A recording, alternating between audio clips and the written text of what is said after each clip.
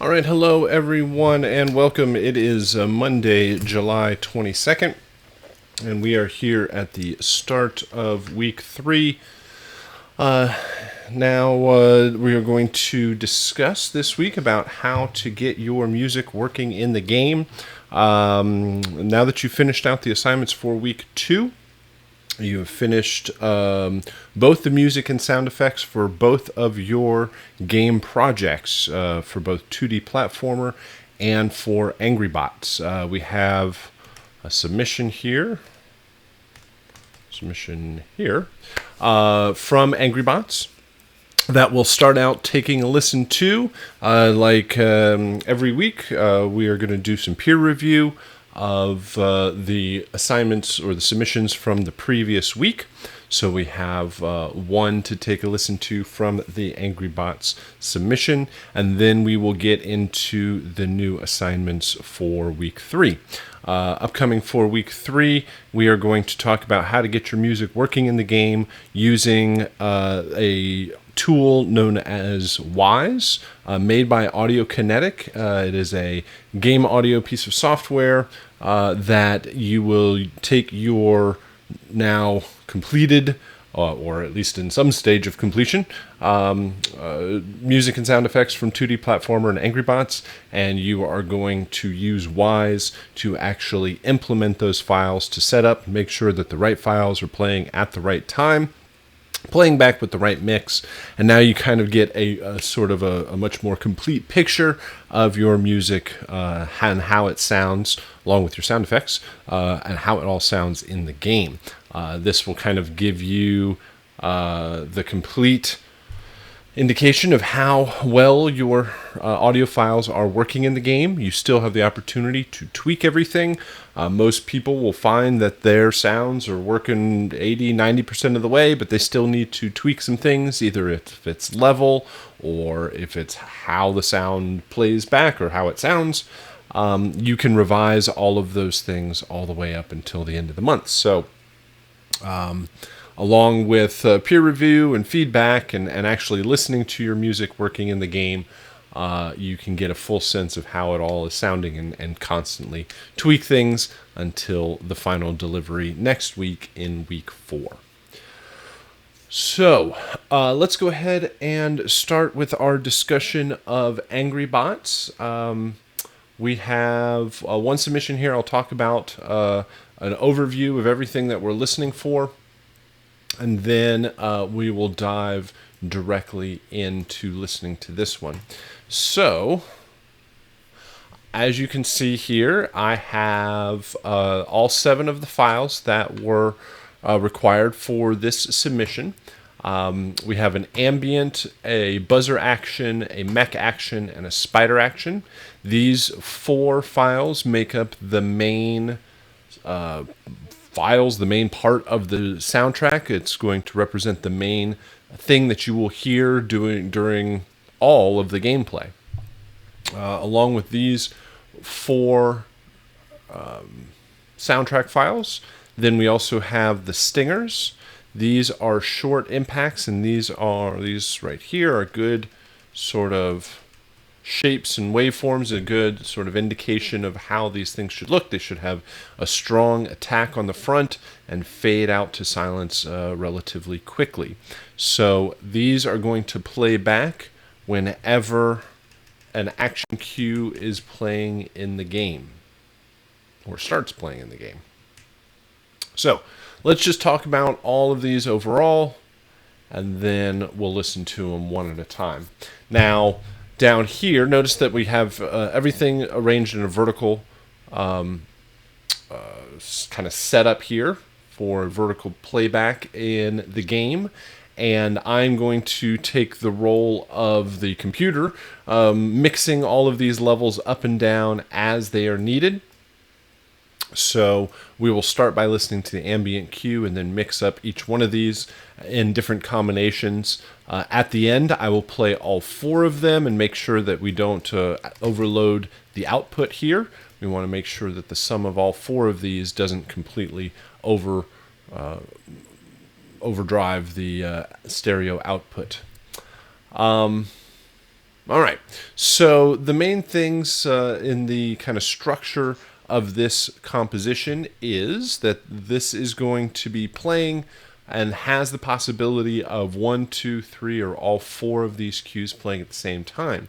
The only reason this works is because they all start at the same time, they all end at the same time, and they're set up to play together. They are all going to be in the same key. They all need to be in the same tempo, the same time signature, and following a common progression so that they all make sense as they play back together. If they're in different keys, different tempos, different time signature, it would sound like a mess if you tried to play them back at the same time. The ambient cue. This cue will be constantly heard. It will be playing throughout the entire game. It provides the base layer or foundation for these action cues to play against. Each one of these action cues, or each one of these, represents a different robot that can come out to attack. And an action cue needs to increase the intensity, the perceived amount of action and energy going on in the composition at that time. When the battle starts, the fader will come up, or at least in the game, it will raise it up. And we'll use Wise to do all that this week. But we will raise the fader up to unity, you'll be best served if it just easily go to unity. You could actually go to another value, but the best mix would have all 4 of these flattened out at unity, so that you can just go between silence or muted and unity inside Wise. So we are going to be able to add in each one of these whenever the battles start and end. And when the battle starts, it's going to play one of these stingers right along with it. You are not guaranteed that the battle is going to start on a downbeat or in sync with anything, so the stingers provide some sort of fake downbeat, that a point of distraction and a kind of a quick hit that will quickly fade out of the way so that a new piece of music can be introduced. Each action cue needs to have unique instrumentation that represents that particular robot or that particular cue. You are effectively training the player to know which robot is coming after them, even without seeing them, so that when they hear that particular piece of music with that instrumentation, they will know which robot's coming. So that means that each one of these action cues needs to have unique instrumentation. The instruments unique to that cue should only exist in that cue. You shouldn't repeat any instruments in multiple cues, especially playing the exact same part in multiple cues. Sometimes people will want the same bass line in multiple cues, or they want a hi-hat in all 4 of them. Well, if they put the exact same hi-hat in each one of them, now when they play back together, you will have 2, 3, or 4 times that hi-hat in the mix, and it will just kind of be nothing but hi-hat. So you want to make sure that each cue has its own unique instrumentation that does not double up against any of the other ones. So the real challenge here compositionally is making sure that everything follows a common progression. There's no clashing notes, there's no dissonance, and the amount of instrumentation, or not even instrumentation, the amount of density of the music. Each one of these cues should have at least 3 or 4 or even 5 instruments in each one of the cues, so that when you stack it up, you're hitting like 12 or 16 or 20 tracks in the original composition. And so if each one of these cues is to have 4 instruments in it, it can start sounding cluttered. And there is kind of a pendulum swinging back and forth, where if you only have the ambient and one of the other action cues, you don't want it to sound too sparse. You want the sense of action to be added in. So you need to have percussion, and you need to have enough energy added in with each one of them. But if you have 2 or 3 or 4 of these the ambient and the 3 action cues all playing together, then it sort of kind of goes the other way, and it might start sounding too cluttered, too busy, and through a combination of mix and kind of sitting instruments on different rhythmic subdivisions, kind of concerning yourself with placing things on the whole note or the bar, half notes, quarter notes, eighth notes, 16th notes, 32nd. I don't know that you need to get down to 32nd notes, but making sure that you have room rhythmically to fit everything. Frequency-wise, as you're building up chords, maybe every single one of these cues don't need all 3 or 4 voices of each chord in them, so that you reveal different combinations. Some of the cues have first and third, some of them have first and fifth, some of them have third, fifth, and seventh, so that you build the full chord when they start playing together. And then frequency-wise of lows, mids, highs, think about where you don't want to stack each one of these with a massive bass line, so that when they play together, they're just kind of a whole bunch of mud playing against each other. So these are all considerations with this composition. It's definitely, there's a reason why it is the second one of the month. It is a bit more of a puzzle to make it all work together. The mix, like I said, we want to make sure that when we flatten all 4 of these out, it doesn't, no time, even if all 4 of them are playing, that it doesn't overload the master. That's about, I think, what I can start out with. Let's go ahead and take a listen to it. So on this one, visually, everything looks correct, right? There's no gaps at the beginning and end, so it looks like this is meant to play as one big long loop.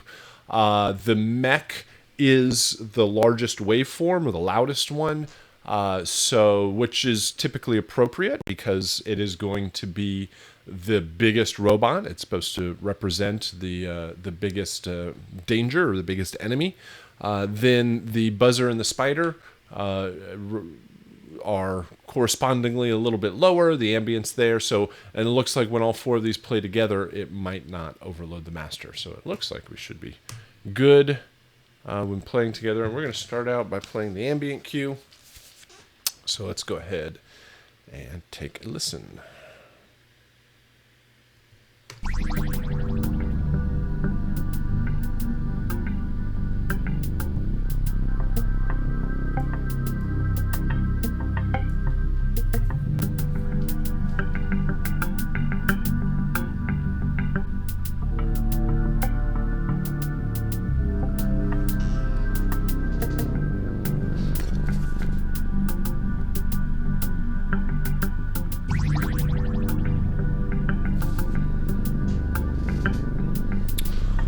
So we have kind of a good foundation here. We got a little bit of a hint of the rhythm from the hi-hat. You also have a feeling of the progression. You can hear where it's changing. Sounds like a 12-bar blues, actually. And so it kind of repeats through here now. So again, good foundation. There's little kind of burst of synth there that happens. The main thing I would say is to create a bit more what I'll term as kind of ear candy that happens over the course of the cue. Another instrument layer or 2 that kind of weave their way in and out of the mix. Like that, where is it? I think it was right around here. Right, that little bit of interest that happens. That happens at the very beginning in the halfway point, but all the way through here, there's not much else. I mean, obviously you got the progression, you got the rhythm, you got the main instrumentation. That all works, but create a little bit more interest over the course of the cue. Let's go ahead and bring in the buzzer.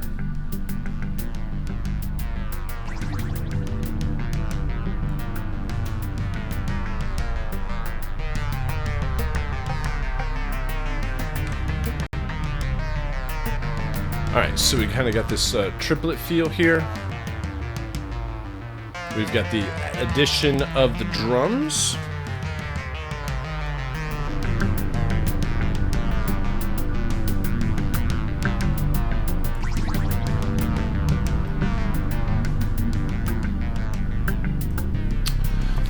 So again, I would create a bit more change and difference over the course of the cue, because once you've established the instrumentation, it remains pretty consistent all the way throughout. I do like the addition of the drums. Let's bring this down, just listen to the buzzer. Big kind of bass drum hits or tom hits. And then you've got the kind of triplet lead line. Would add is there anything else in there?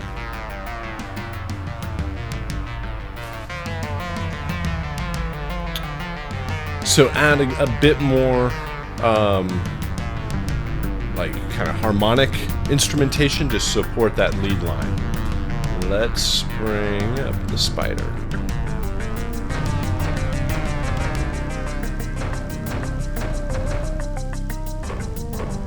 Alright, so we got different drums, we got a hi-hat added in there, big percussion, and then a synth line, but it does feel like it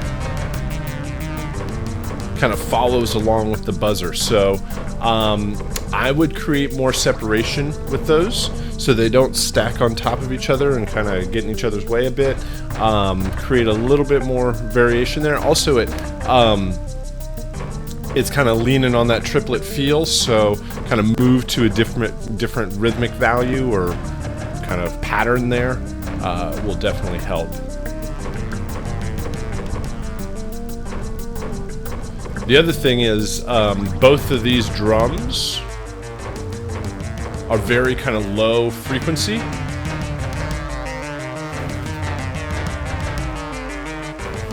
Or they kind of, there's a little bit more high frequency in these drums, which helps, but they kind of stack up a bit frequency-wise in the low mids.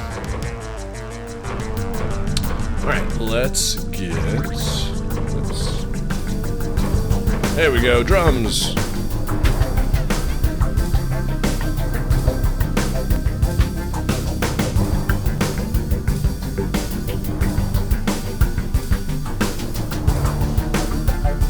All right, so I think energy-wise, this works out real well. It still kind of sits on the that triplet.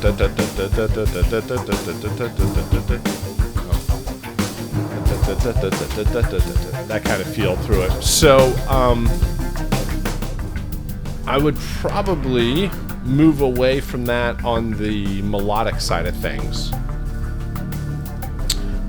Rhythmically, harmonically, everything fits very nicely. Everything seems like it's going to play well when it plays back together.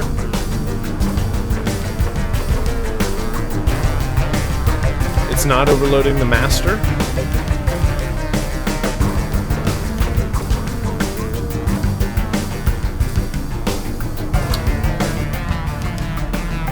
So I would say functionally everything works nicely. I would work on frequency ranges. What happened? Oops, system overload. It's too much music. I would work on frequency ranges where it seems like between the harmonic instrumentation. Oh my, calm down. Between the harmonic instrumentation, the bass, and the drums, there is a lot of kind of frequency buildup in that low mids. Your lead lines are still kind of sitting in the mids. So I would move stuff up an octave, or I don't know, about 2 octaves, but depends on the sound. But that will create a bit more separation. And if you don't build off of that triplet feel on each one of them, then they won't stack up and kind of get in each other's way. Also, panning, EQing, all that stuff in the mix will help very nicely too. Let's take a listen to the 3 stingers. If I bring up the fader. All right, like I said, stingers should have... Hello, scroll. Stingers should have a strong attack on the front and fade out to silence. You want to make sure that there's nothing from the main loops or whatever, the ambient and action cues in the stingers, because since it won't be in time, it'll just feel like it's a bad note or something like that. So you want to make them separate. They should be typically have a low end thump or drop or hit or impact, and then some kind of filter or a little flourish of notes or sounds or like ear candy kind of stuff on the top end that makes creates some interest. So let's see. Let's check each one of these out. So, okay. I would say the third one, or the spider one, works the best because you do have that element in the higher range or the higher frequencies. The first two sounded more just like low-end thumps. Like this is typically, I'll describe it as having two halves: the low-end thump impact and the high-end effect and sort of ear candy that creates that interest. So I think these two have the low end thump, but this one, because it has the delay and this kind of swell kind of sound, or almost kind of sounds like slapback. So they all work well. The only reason here is you want to make sure they don't get lost in the rest of the mix. Like we said that earlier, this is has a lot of low end and low mids. So these kind of hits, you don't want those to get lost. All right, so excellent example to take a listen to. Lots of good stuff to discuss there. And again, we will be taking a listen to your submissions next week for the chiptune assignment, which I'll describe here in just a bit. Yeah, please encourage everybody to submit so that we have more examples to take a listen to each week. If you have any questions, you can certainly post it up in the chat. But now we're going to turn it over to a discussion about the new assignments for week 3. So let me get set up here for just a moment. Make sure that I have all of the files. Again, if you do have any questions as we go ahead and please post them up in the chat. Let me take a quick pause here. Hold on.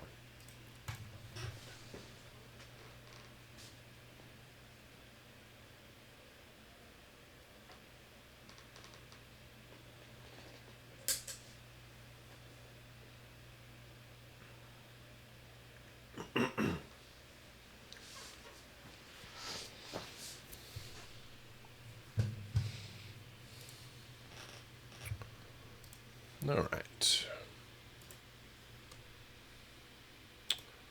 Let me open up FSO here.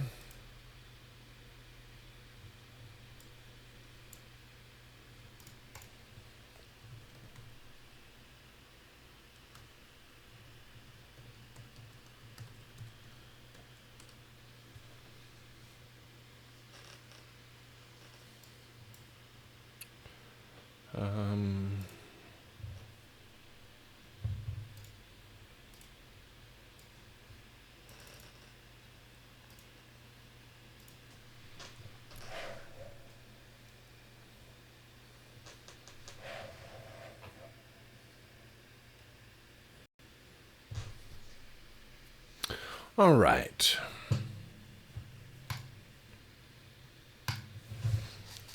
All right, let's go ahead and discuss your new assignments for week 3. Here in week 3, we will be discussing how you will be using a tool known as Audiokinetics Wise to set up your music and sound effects to get them working in the game.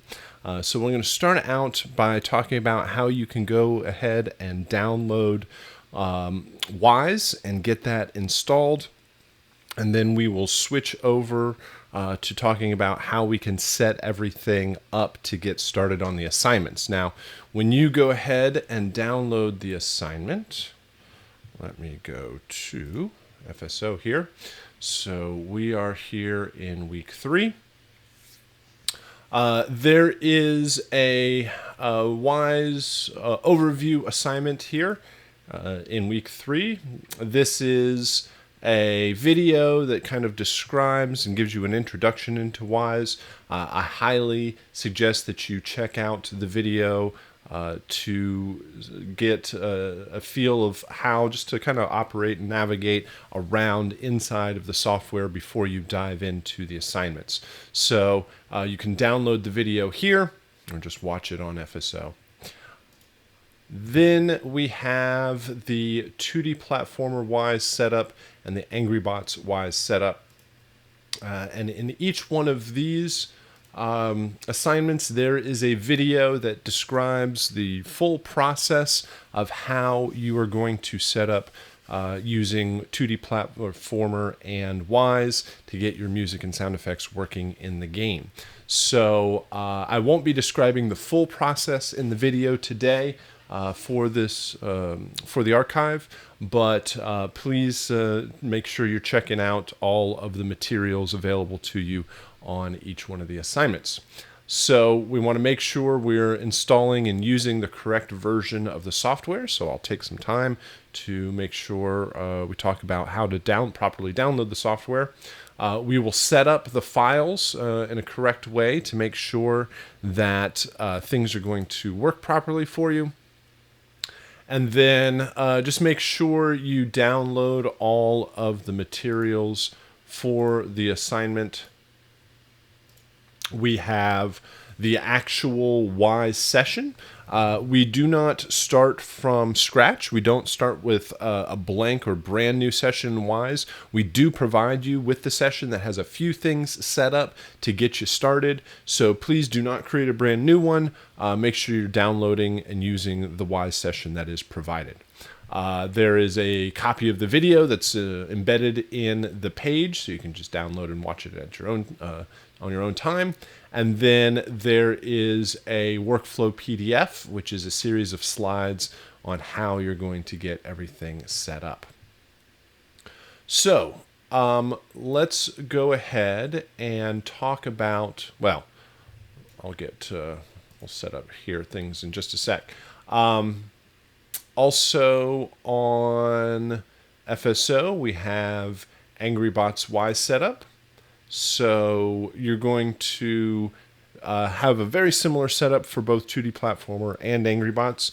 We are going to talk about both of those. So make sure you are downloading all of the required materials for the assignment. So we will spend some time talking about both of those.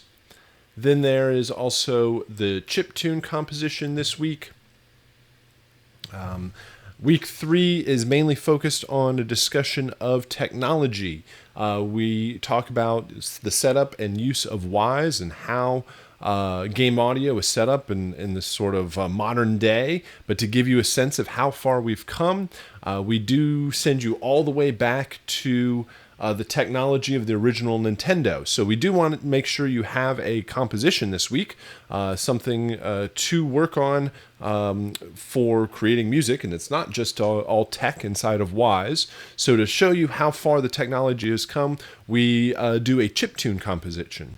And with this composition, you are mainly focused on utilizing the same restrictions from the original Nintendo. We provide you with sound banks filled with waveforms sampled from the original Nintendo and Famicom systems. And we have you create a composition utilizing the same restrictions that was also available on the hardware. So we'll talk about what was possible, what was common, and after we talk about the WISE setup, we will get into the discussion of the chiptune composition. Again, each week you have the optional feedback and peer review, which will this week, for week 3, will be your chiptune composition. virtual class link, the suggested reading and viewing. There's also a troubleshooting FAQ. If things are all, if you're having issues or challenges getting Wise to work, there are a couple of common questions and answers in the troubleshooting FAQ, so make sure you also are checking that out.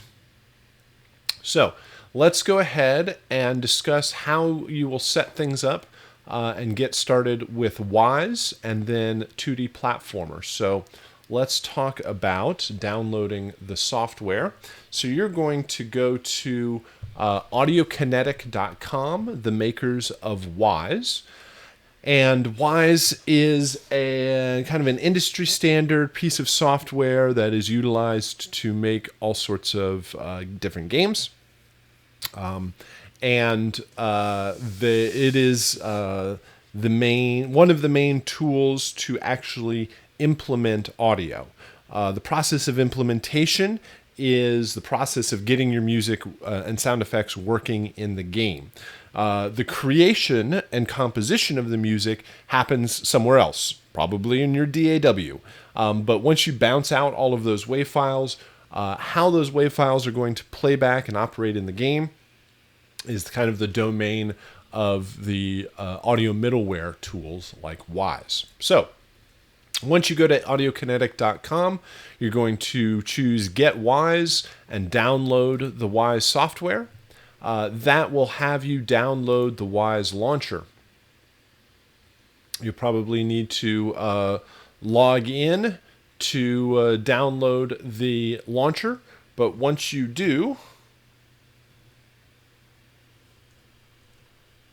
it will look something like this.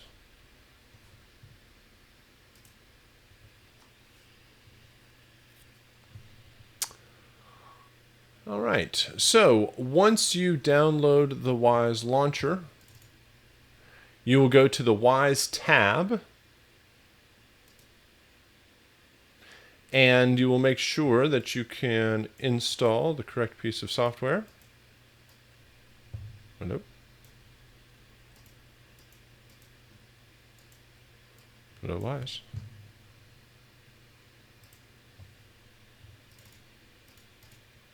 There it goes.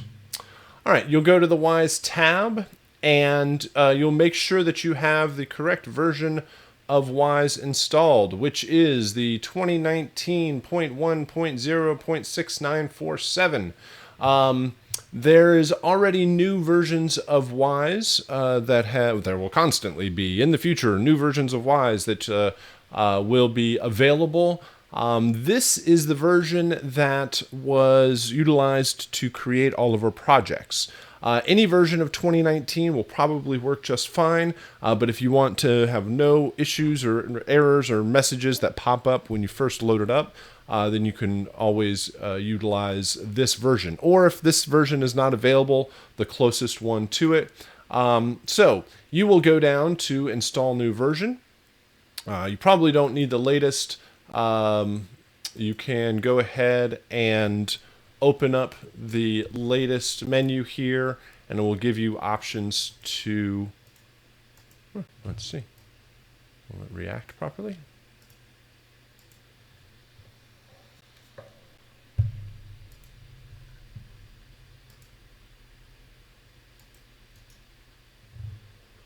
Come on, Wise Launcher. Launch me some Wise.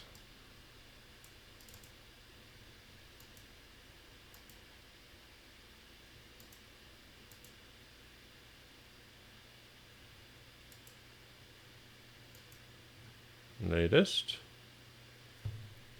Wonder if this is going to extend to when I use Wise.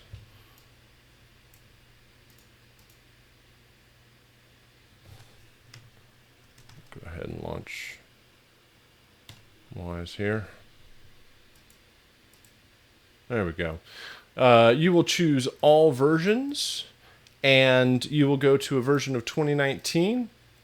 Now, currently 2019.1.0.6947 is available. If it's not available, then you can just choose another version. I already have this installed, but when you go ahead and install the software, all these checkboxes will come up. Really, the only thing you need is this authoring tool. I have all of these things installed, so I can't uncheck them. But all you really need is the authoring tool. You can uncheck everything else. And even over here, if you can uncheck anything, just make sure it's selected to Mac OS, and you can hit next and have everything install. That will install Wise for you, and it will allow you to open up Wise. Now, let me get things set up here. Let me go ahead and have it launch Wise.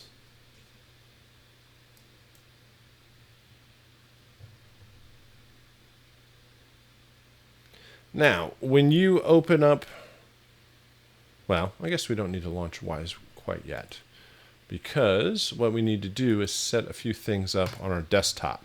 Now, before you get into a session, before you load anything up, I would have you set a few things up on your desktop first. That way you have everything set up and ready to go, and then once we're ready for Wise, then we'll have all of our files available. So, a couple things we should do. We're going to start out by creating a new folder. We are going to title this folder 2D Platformer.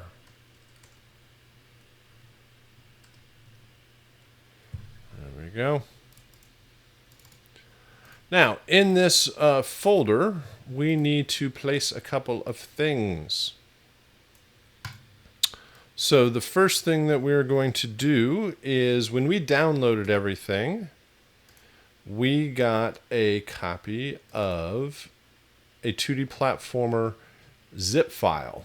And when we unzip that file, we get a folder that says 2D Platformer Wise that we're going to put into this folder. This is the Wise session that is provided to you that we need to make sure is going to be available, and this is the actual session that you are going to open up in Wise to work on this project. So we definitely need a copy of that. Then the other thing we need to do is have a copy of the game itself. So let's go back to FSO. Now, a copy of the game, you either have it on your hard drive, or you can go back to week 1 to get your copy of 2D Platformer.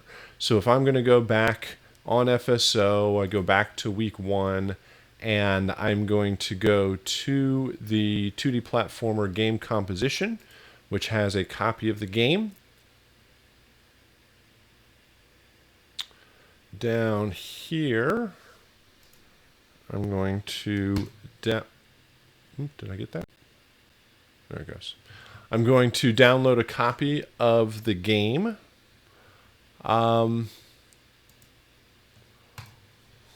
Wait a second for that to download. The other things that we need, we took a copy, downloaded a copy of the workflow PDF. We want to make sure we have access to that so we can follow along with the slides. We are also going to get a copy of the game, which just downloaded here. All right, something else that helps. These two files need to be next to each other in order for this to work. If you do not have these two files next to each other, it will not function properly. It will add a weird kind of fake version of 2D Platformer with a kind of a circle with a line through it and an icon. You want to make sure it's directly located next to 2D Platformer Wise, not inside of the file, or not a copy or an alias or anything else, just the direct copy. Most issues with this project are not issues in Wise, they're issues in file management, and it's most commonly because this folder, Wise session folder, and this application are not next to each other. Something else that will make this process easier, we are going to create a folder called Media, And in that folder, we're going to create 2 more folders, one called sound effects and one called music. And I'm going to take a copy of all of my music files and all of my sound effects files and copy them in here.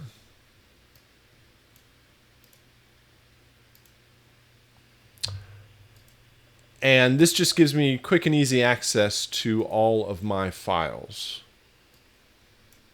So I have all 9 of my 2D platformer music files, and I have access to all 18 of my 2D platformer sound effects. So I just have quick and easy access to all of the files.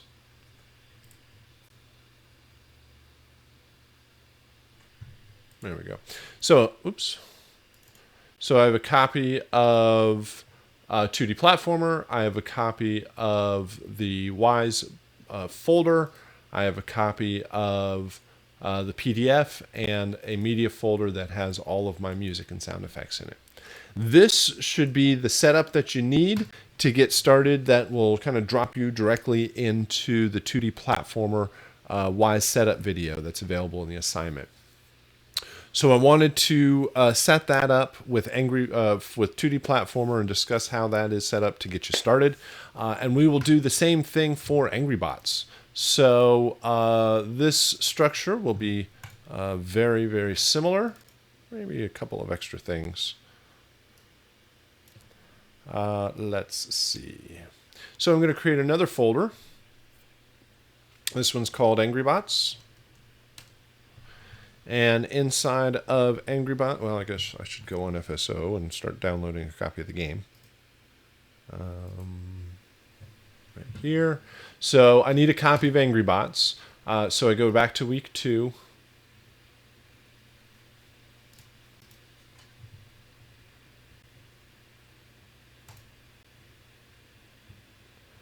And I can start downloading a copy of the game.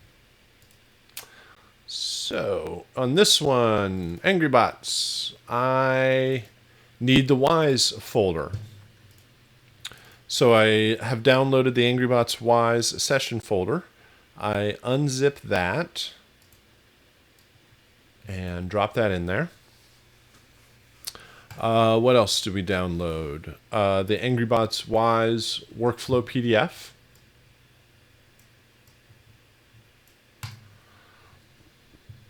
And the Angry Bots Wise asset list. We're going to need a folder called media. Media. And in there, we're going to create one folder called sound effects and another folder called music. And then I'm going to go get a copy of all of my music and sound effects,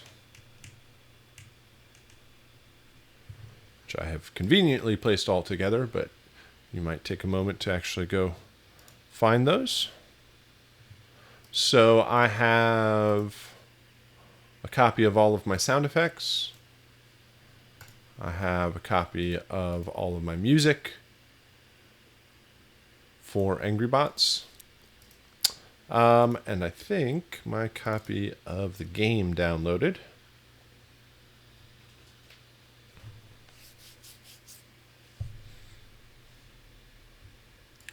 So I'll drop that in there. All right, so the setup is the same way.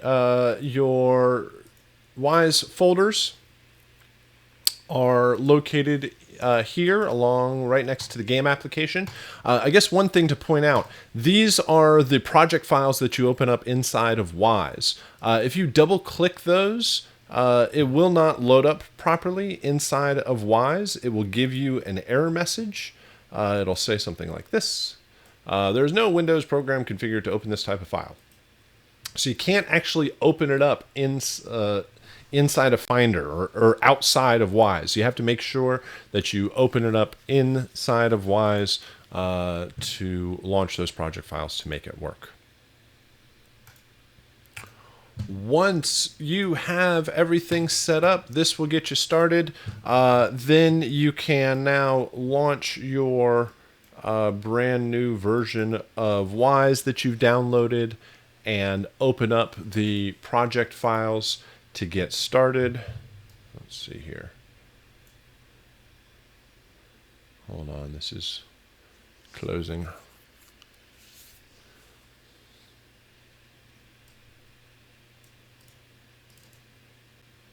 Come on, Wise. So when you open Wise, it will allow you to choose the Wise project session that you need. So let's see if it will actually close down here. Hold on just a sec.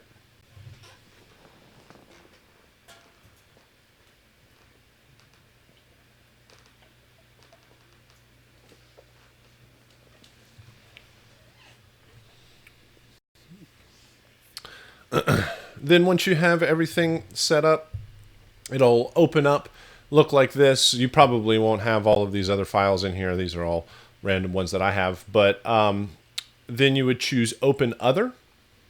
You do not want to create a new session. Then you would go to your desktop and go find 2D Platformer and 2D Platformer Wise and open up this 2D Platformer WProj.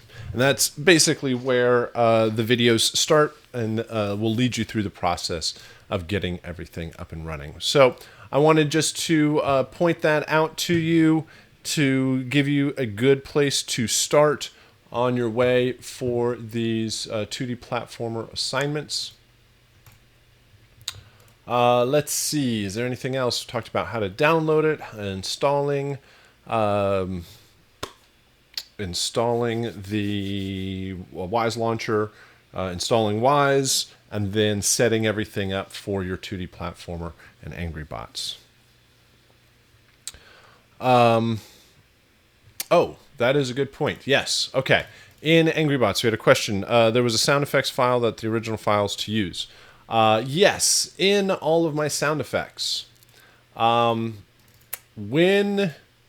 you go to do all of the sound effects, let's do this. When you look at the asset list PDF, which is this one, there is a whole bunch of files in here that you will need. There's about a total of 60 some odd sound effects that you'll need for Angry Bots. You didn't have to create all of the sound effects for Angry Bots. You were provided with some of the sound effects. And to get access to the rest of the sound effects that you will need, you can find those in week 2 in Angry Bots sound design. So you've already seen this because you downloaded the file and worked on the sound design, but let me point this out again.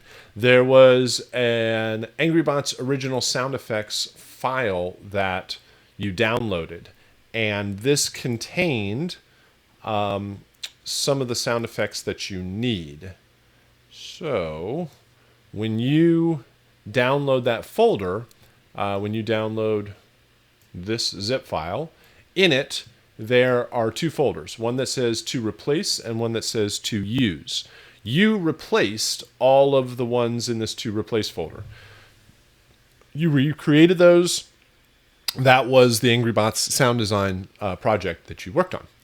The rest of the sound effects that you need are in this to use folder.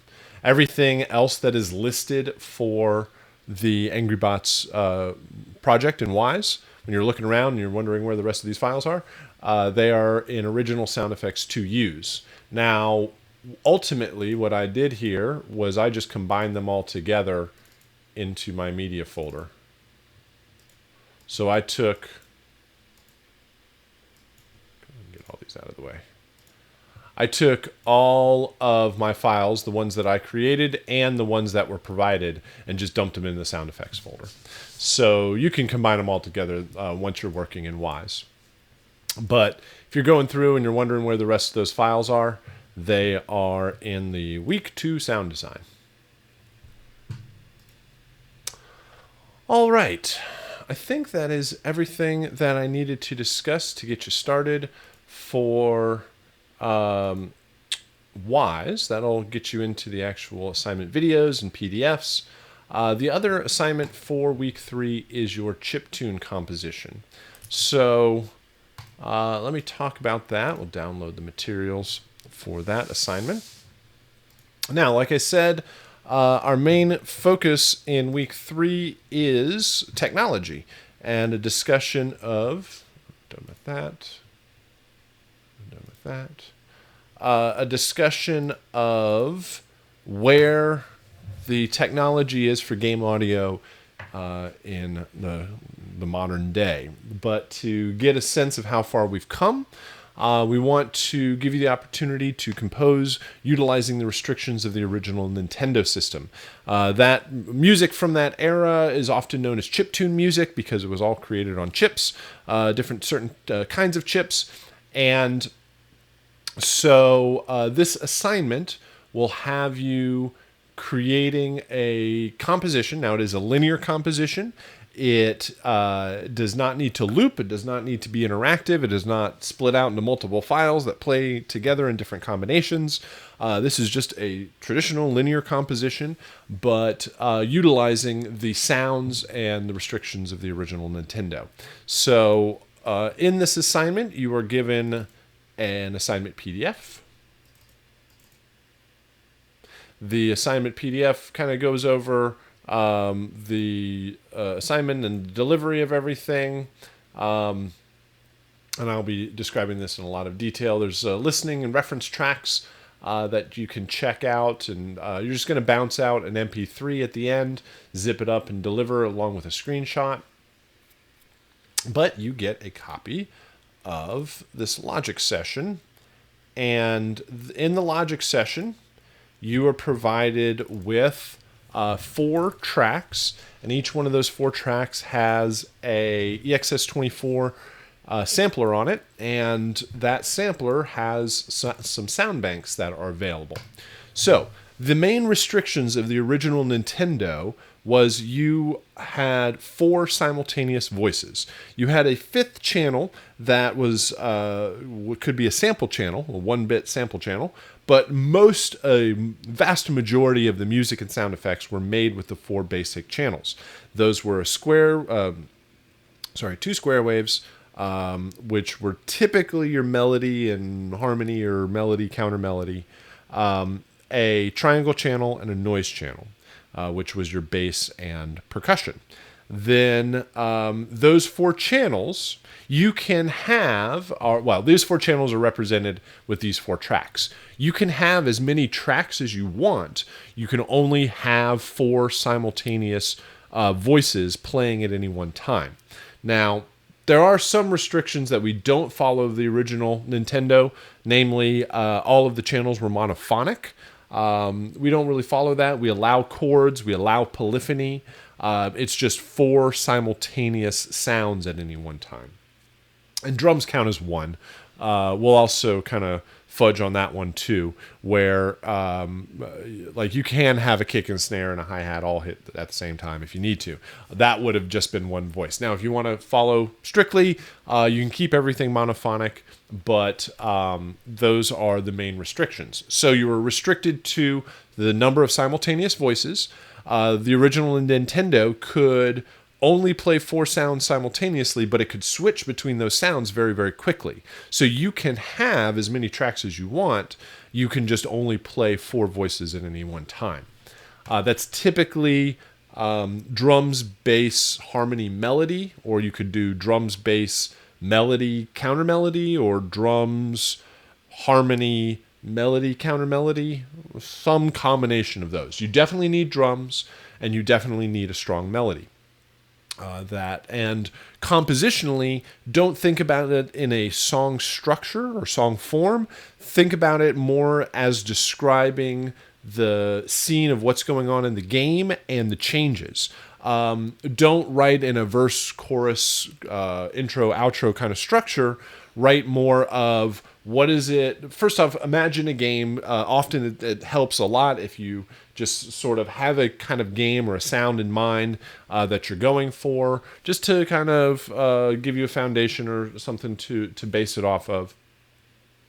And then consider what does it sound like for the hero? What does it sound like for the enemies? What does action sound like, or adventure, or struggle, or winning, or losing, or just all of these different connotations around the game or contexts for the game. That will give you a better opportunity to write for something that will fit more in the context of a game, not as a song. So, each one of our tracks gives you a EXS24 sampler, and that EXS24 sampler has a chiptune folder. So if you go in there and open up where you can select the sounds and go to chiptune, you will find a selection of different types of sounds that are available. Some of these are some good long lists. These are very recognizable kind of sounds, and are all sampled from the original Nintendo or the Famicom system, which was the Japanese release. So a couple of things compositionally that will help. Some people either love this assignment because there's the nostalgia aspect to it. It gets rid of all of the kind of production around it and gets you to very simple sounds, and it really makes you focus on melody, harmony, and the compositional aspects of the sounds. The sounds are so basic, so simple, that you really shouldn't stick too long on a chord, like long block chords that just sit there, don't do anything, doesn't really work. Faster, more staccato kind of composition, lots of movement, parallel thirds and fifths and octave movements work pretty well. Putting an arpeggiator before these sounds and running them with chords or even just single lines, writing melodies off of arpeggiated lines that are sweeping chords up, even like 16, 32nd, 64 sweeps. You'll hear very signature kinds of, or typical types of sounds doing stuff like this. So faster, more staccato movement. Think about action. Think about what's happening in this game, or imagine a particular type of game that you're working towards. So when I'm describing having more than 4 tracks, you can have as many tracks as you want. You can just have 4 of them playing at any one time. And this is a very primitive example of this, but this is generally what I mean. We'll add a 5th track down here.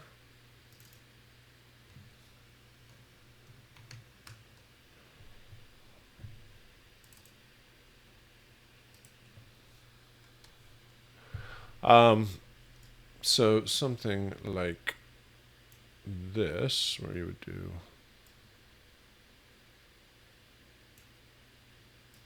come on, Logic. Uh-oh.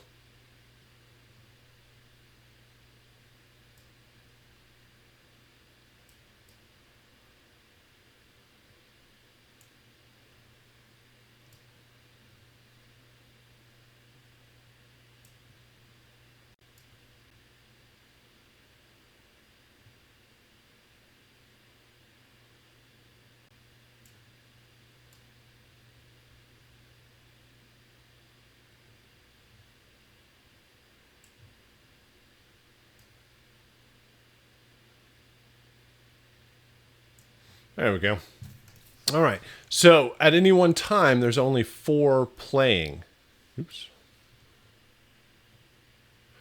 So you can switch and have this changing as often as possible, but just 4 at any one time. So let me take a moment here and play some examples. Let's get this set up. Let's try this.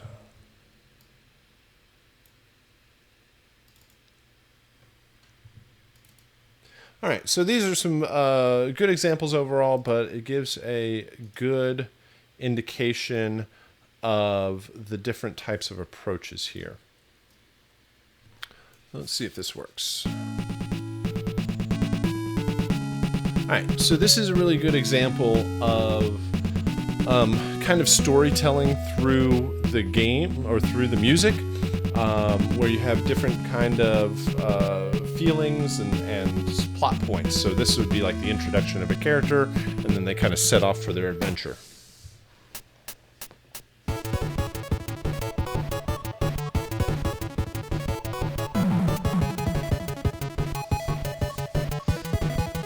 And again, faster changes, lots of movement, faster tempo overall, works very well.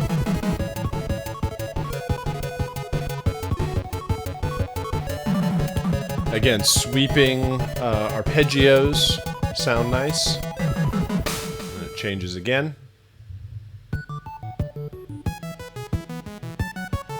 Different sounds are coming in and out.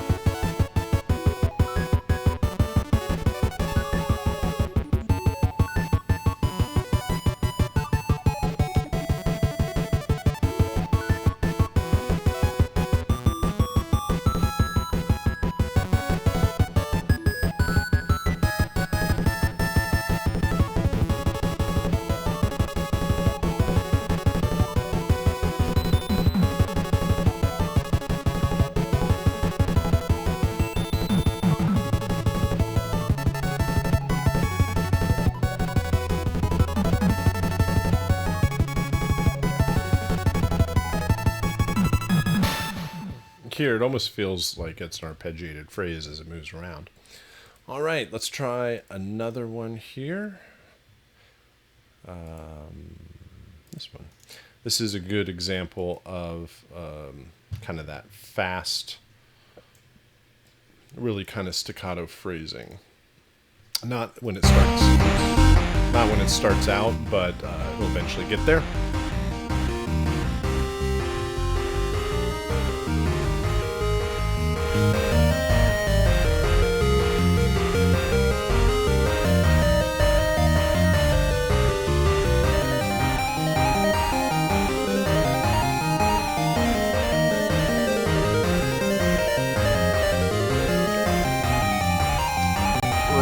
About here is when it really switches over.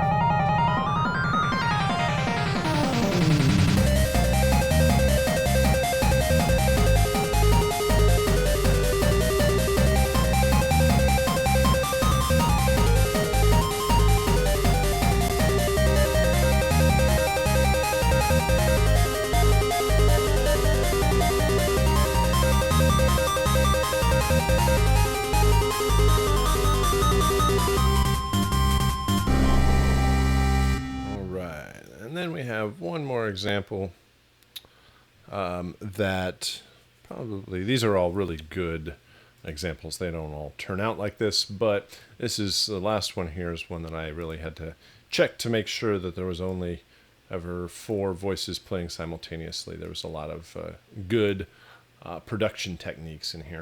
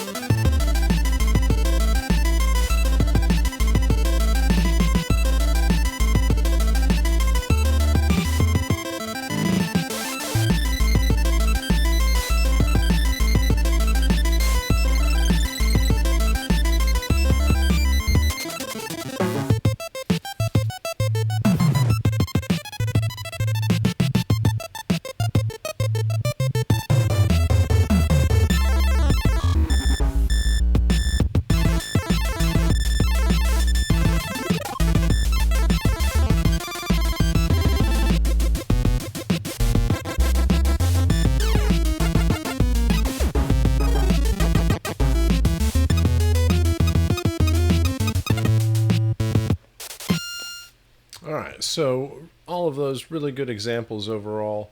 I did want to introduce the assignment. Let me kind of go back here. I think I went through everything. So we talked about how to set up a 2D platformer and Wise so that you can get started on your setup of your music and sound effects. We also discussed how you would set it up for Angry Bots, and then we went through a discussion of your chiptune assignment. So I think that is everything that we needed to discuss. If you have any questions, you can post them up in the chat. I'll stick around for a few after we finish up here if you do have any questions. But also, please reach out to me as you progress through Wise this week. Wise, of anything, you're already familiar with how to use DAWs and all your other software, but Wise is a new piece of software for you this month. So if you are having any issues, please reach out. We can troubleshoot any problems. We can fix anything. And if you do reach out, please send me any screenshots or any issues, like error messages that might pop up. That always helps with troubleshooting. Other than that, we'll wrap it up there. Have a good rest of your day, and I will see you again next time. Thanks a lot.